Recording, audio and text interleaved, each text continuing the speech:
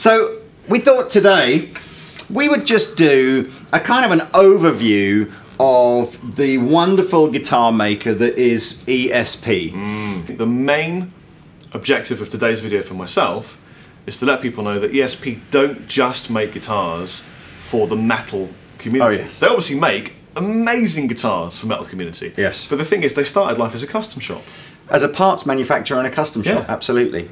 So there's basically within the ESP range, pretty much all the models either have like a 2-digit or a 1 or 2-digit sort of prefix, or perhaps a name, and then that is the what am I trying to say here? That's the shape. That identifies, that's the word I was looking for, the shape of the guitar.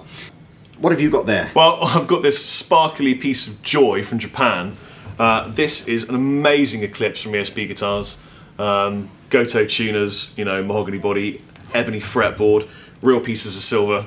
Could be. It's not really, but it may as well be. It looks absolutely stunning. It's the kind of thing that I'm always immediately attracted to. And other than being an incredible looking stage vehicle, this thing sings like a blues beast, which is something that not a lot of people kind of realise ESP does, you know.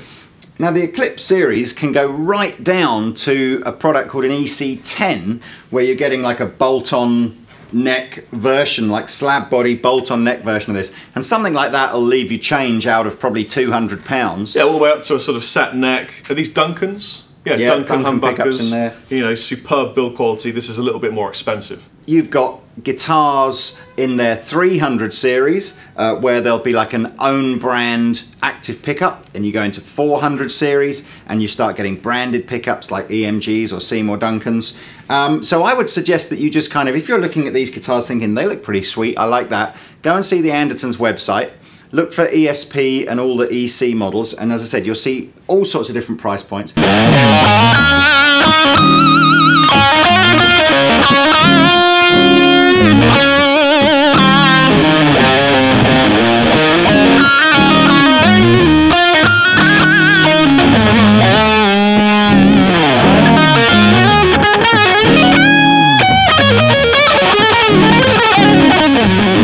So we've moved on to the Horizon, and again Rob has got a Japanese ESP, which is beautiful. Tell us about that one, Rob.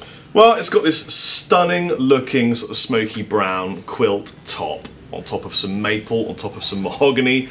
It's a neck all the way through the body. I've got a fairly kind of high spec LTD version here. So this is the 1001. So I've got my EMG classic combination of active humbuckers here, an arch top, beautiful flame maple with the sort of set through design. If you can't afford something like this, I mean, this I think is going to be around about the 800 mark. If you don't have that kind of dough, as with all the ESP stuff, you can go right down to something like an H50 or an H100 and pick up this kind of body shape. Once you do that, you'll be down to sort of basic passive pickups, and you'll have a bolt-on neck rather than the neck through, but the shape and sort of look of the guitar will be in this sort of genre.